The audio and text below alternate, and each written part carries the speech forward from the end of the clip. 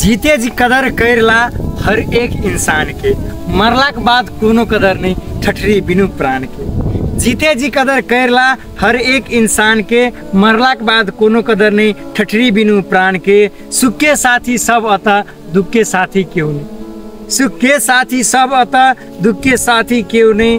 कर्म पथ पर चलित रहा कोसा नहीं भगवान के, जीते जी कदर करला हर एक इंसान के। हंस के जिंदगी जिला भैया भविष्य के पता नहीं, हंस के जिंदगी जिला भैया भविष्य के पता नहीं। कम नहीं होई दिया कहियो ऐठोड़क मुस्कान के, जीते जी कदर करला हर एक इंसान के। इष्ट मित्र दोस्त स्नेही बिसर जेतो सब क्षण भर में, इष्ट मित्र दोस्त स्नेही बिसर जेतो सब क्षण भर में। पैसा रुपया धन दौलत किछो नहीं तोहर काम के, जीते जी कदर करला हर एक इंसान के। मरला के बाद कोनो कदर नहीं ठठरी बिनु प्राण के।